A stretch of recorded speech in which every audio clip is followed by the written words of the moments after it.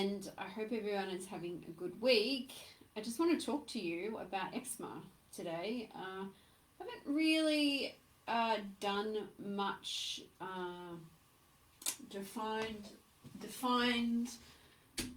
info on eczema, but I just thought today's the day. You know, it's something that's really a struggle for a lot of people, and particularly with kids, more so with kids, but also with adults. And so I just want to share with you some of the important things you really need to know if you're struggling with eczema, or you know someone that's struggling with eczema and you're trying to help them or support them, or just this is of interest to you. Now, eczema, also known as atopic dermatitis, there are a few different versions of this, but really when we're looking at the crux of it, it's an inflammatory skin condition. It's more frequent in children, but also affecting adults. So today I want to talk to you about the relationship between food and eczema and food allergies and how to identify these. I also want to talk to you about the role the gut plays with eczema, the relationship.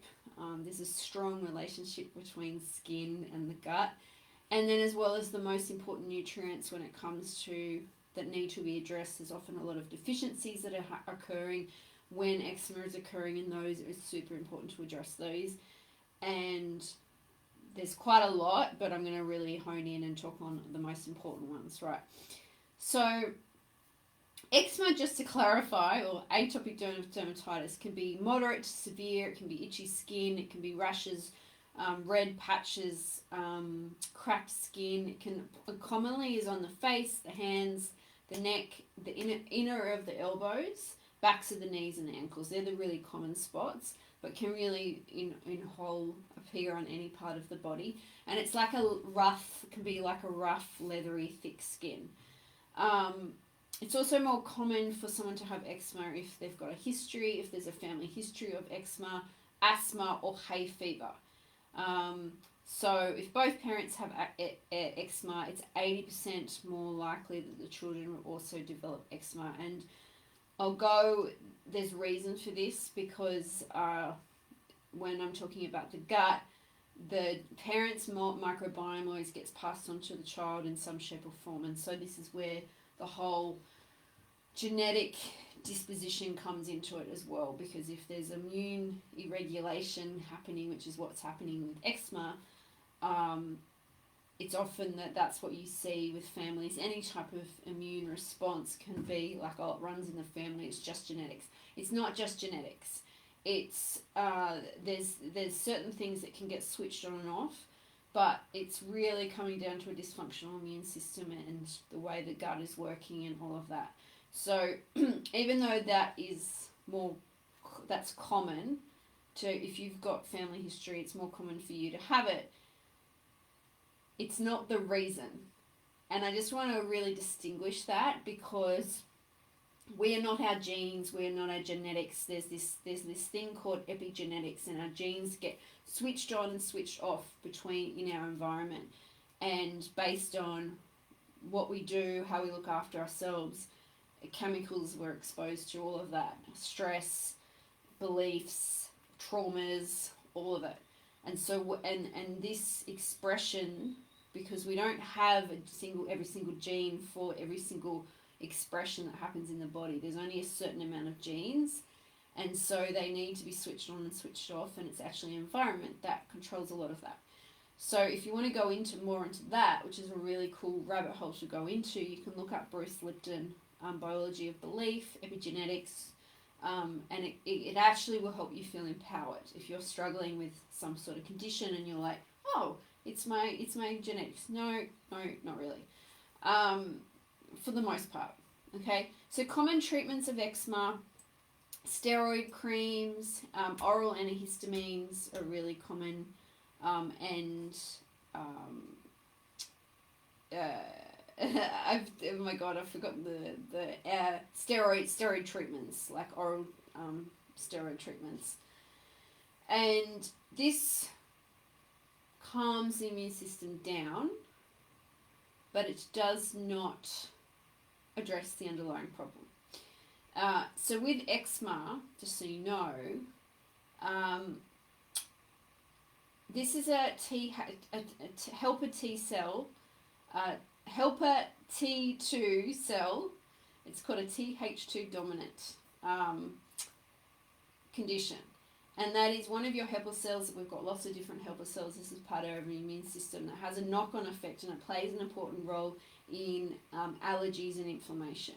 And so it's very, very, very common for there to be an IgE reaction, meaning a food allergy reaction when it comes to eczema. And some of the common ones are alcohol, dairy, wheat, citrus fruits, eggs, nuts, seafood. I would say wheat and dairy and eggs are probably the most common, including other things like chemical food additives, preservatives, colorings.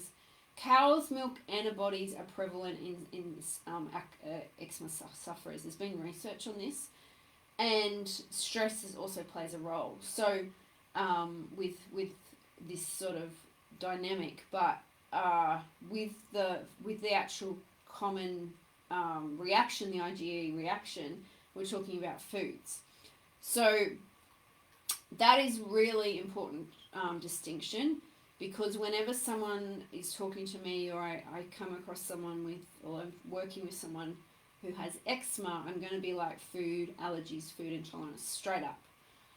Any type of skin issue actually, but particularly eczema, and particularly dairy. And there's a few different ways that people can go about this. I do this with people. I remove the common contenders, but you can also do testing, which we'll do, and there's a variety of different testings. But when we're talking about food allergies, it can be IgE, which is your allergies, like anaphylactic type allergy reactions. Might not get to that point, but that's the reaction that you're having, IgG or IgA. And so IgE plays with eczema a really prominent role. You can get your total IgE levels tested, and if they're elevated, then you can go and get food intolerance testing. Other irritants with eczema are smoking, tobacco, chemicals, weather. Like a lot of people get irritated by humidity, whether it's hot, cold, air conditioning, overheating, all of that sort of thing, as well as allergens in the house. So things like house dust mites, molds, grasses, plant pollens, really like that itchiness.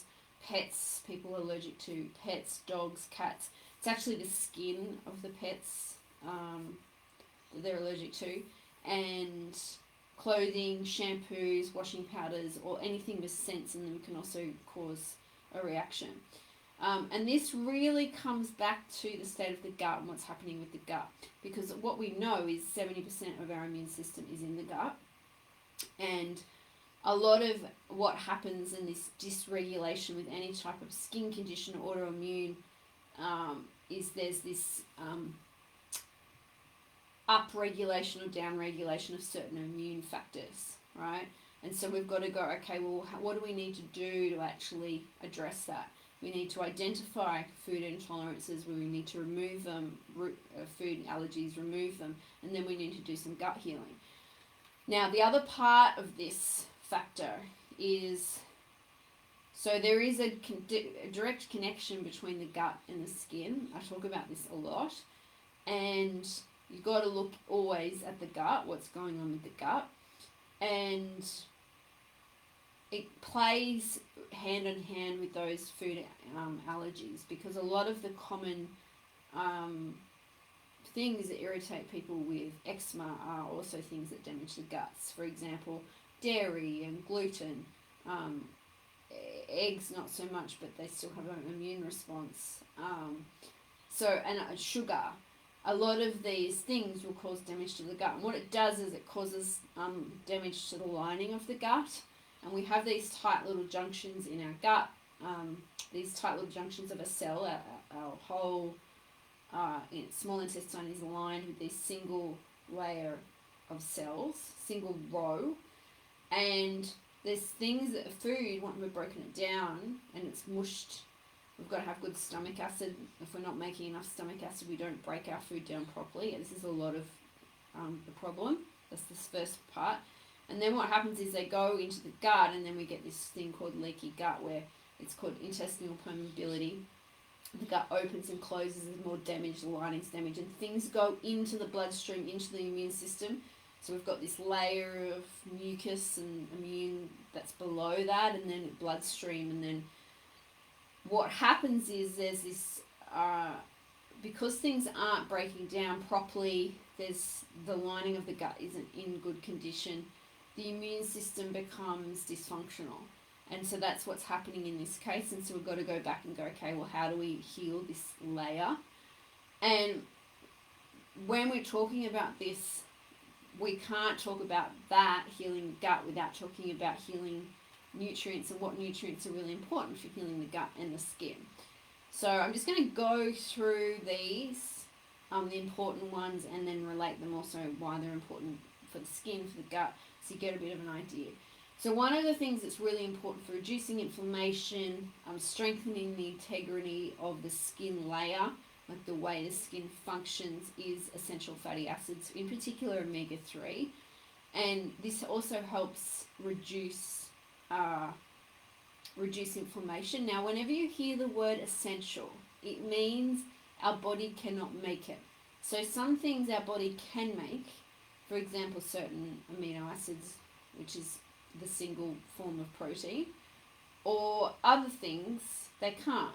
And so we need to get them from our diet for our body to function properly.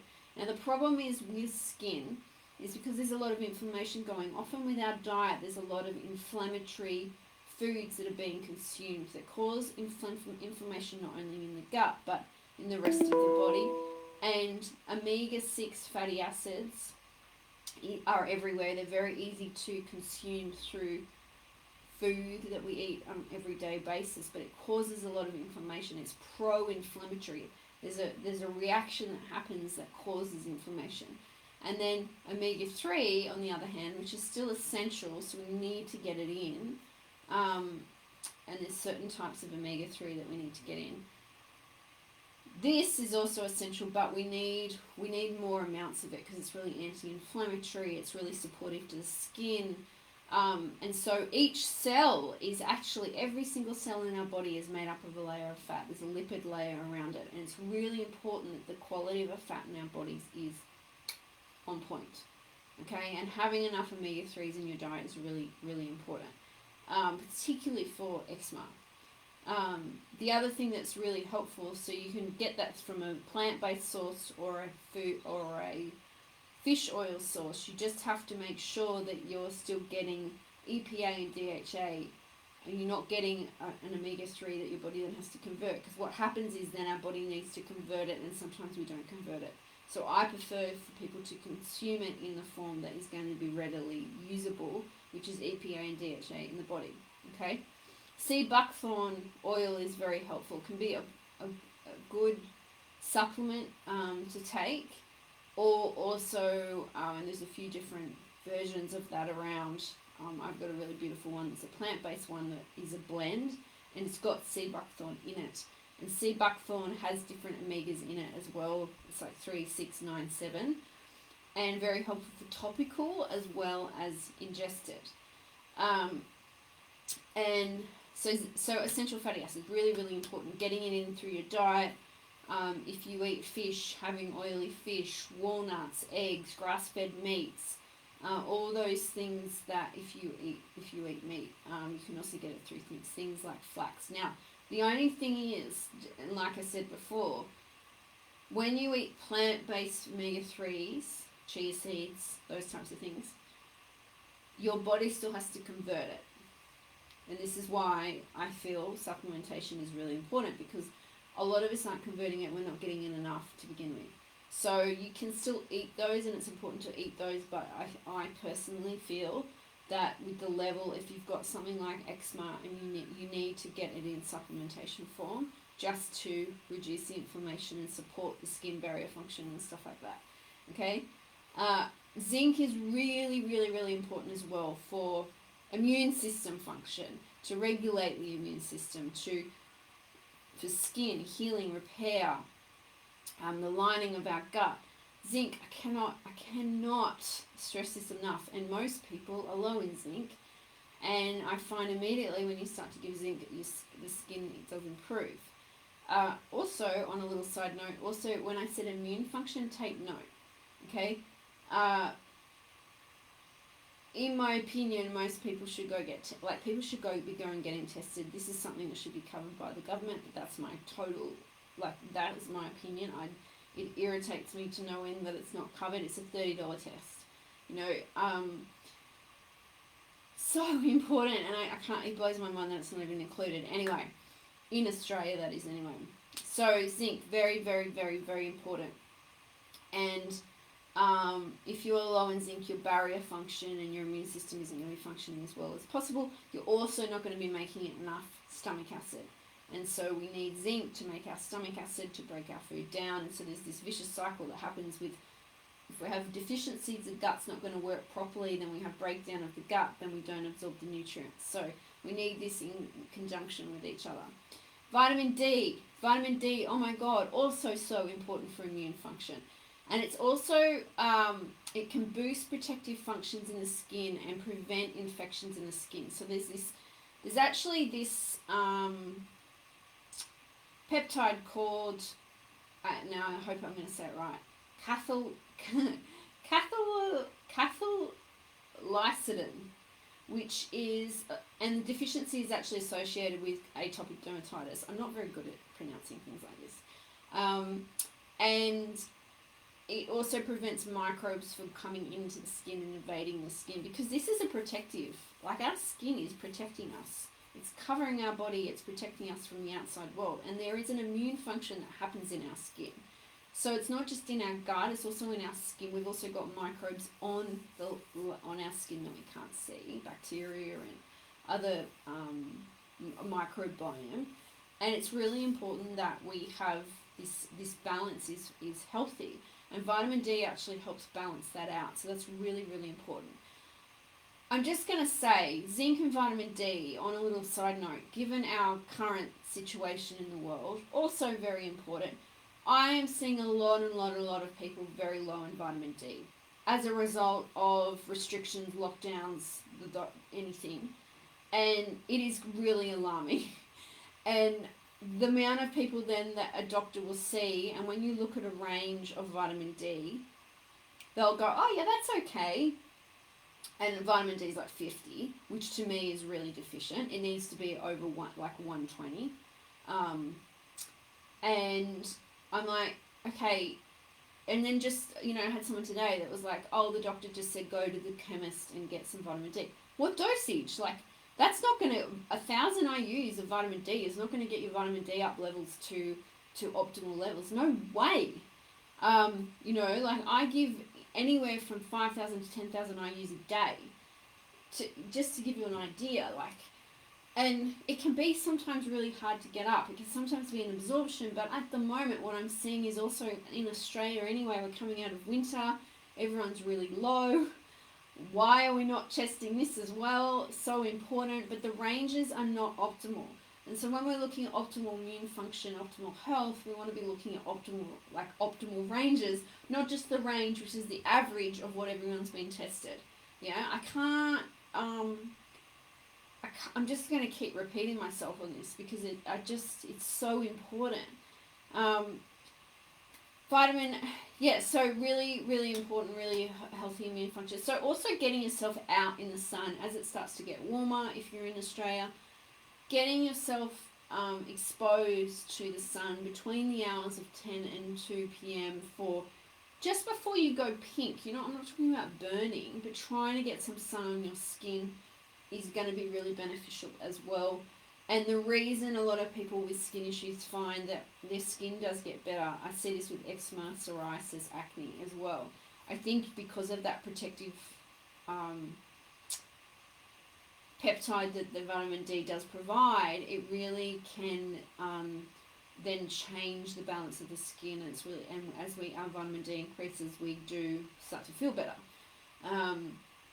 So that's one part. Also, if people live near the ocean, I find, they're swimming in the ocean, there's this antibacterial, cleansing thing that the ocean does. and it's stress relieving, and it's just always, skin just always likes it. But a lot of it is to do with vitamin D. Okay, airing it. You know, a lot of people's eczema is worse in winter when it's either dry or cold, or they've got it covered up and it's not getting sunlight. Vitamin A also very important for the gut lining and skin barrier function. A lot of us don't get in enough vitamin A. It comes for a lot of the time from vitamin A in its pure form comes from animal products. There's not very many. You can get vitamin A from plant sources as well, but it's got to be converted. It's a different type of vitamin A. But a lot of us aren't getting in enough of this, and this is really important, again, for skin, again, for gut function. You notice that all the nutrients I'm saying are very important for skin and gut. They're just so connected. So this is really important as well. Pate is really high in vitamin A if you like pate, but if you're eczema, you probably want to do a dairy-free one. So really important. Love vitamin A, often use it to improve skin quality. People also apply it topically, but I wouldn't recommend that for eczema. Probiotics, really important. There's a probiotic called Lactobacillus rhamnosus, which I can never pronounce because I'm not good at pronouncing tongue-tied words, but it can make a significant improvement as well because it decreases IgE, immune allergic reaction responses. So that's really important. So probiotics can definitely play a role, but that specific strain is really helpful. The other thing I just touch on is increasing, like topical with eczema is you've got to be gentle. Like using harsh soaps, not advisable. Including things like synthetic chemicals, synthetic smells, all of those. If the skin is weeping, it is infected, and so you want to also address that. There's a few things that are really good for addressing that. Some people say, good old saltwater bath even can be really good. I've heard people using that, but there's a herb called golden seal. I've talked about this before. It comes in an ointment that can be very good for eczema. Essential oils, blue chamomile and lavender are also very good. Make sure you dilute it. Use it with the carrier oil so you're not putting it on direct because essential oils are very strong. The other thing that can be helpful is topical B12 cream or tea tree oil. Wash can also be helpful. A lot of people find that good. So it's a matter of really, if you have a lot of products that you're using, you've got to strip back, go back to basics, be conscious of what is in the products. Are they irritating it? Are they making it worse? There's a brand called Mugu that I know have some really lovely, gentle, all natural products, and if someone was going to ask me for eczema what to do, that would be my first port of call. Just becoming aware of also, washing powders, cleaning products, scented things. They can all play a role because we've got this heightened immune system. It can irritate, as well as things like, I've got clients that are reactive to things in the house, dust in the house. They get these reactions as well. So we've got to sort of look at it from a very different multifactorial component. But most of it, I say, comes back to doing the work in the gut. But when we're clearing the gut, we also want to be looking at the chemicals in our environment and drinking clean filtered water. It goes like stripping it back to basics as well, The other thing that I want to address is also stress and anxiety. So with skin, with any type of skin issue, there's always this element that stress will make it worse. Cortisol degrades the lining of the gut. It can be really debilitating when you get stressed about your skin. It makes it worse. So really learning, and if you haven't done this, learning to process, peel back the layers, like actually having the courage to go in, do work on yourself, learn how to regulate your nervous system. And what I find with most people is, first of all, they don't breathe. And they don't have tools and techniques to regulate themselves. So not just using things like exercise and scheduling in play, but a lot of it also comes back to our own self-worth, the way we view ourselves, and all those things are great, but we often don't do them because we don't value ourselves enough. But there can also be this inner manifestation of what comes out as the skin, and I always like to look at the emotional component of any type of condition and go, what emotion needs to be released from this? How's the body speaking to us? What's going on? Why is there things that are manifesting in the body that need to be expressed? Because emotions come up to leave, and if we don't leave, we get suppressed and they get stored in the body, and at some point they'll manifest in some shape or form. And time again, there's always this emotional layer, and stress is part of that. You know, the way we manage stress, the way we perceive the world, all of that. So that's also a really important, just not like, hear a lot of people go, oh, I just need to manage stress, or but it's like, yeah, you do. And that is the most important thing you can do. I can't, it's total game changer when you get to the point where you've got the tools to actually regulate yourself. It's amazing. But we don't get taught it, and we don't know how to do it, and I think this is most important. So I hope you found that helpful. If you've got any comments, please comment below. Please like it. Please share it with anyone that you think might need this. And I will see you all, guys. See you soon. See ya.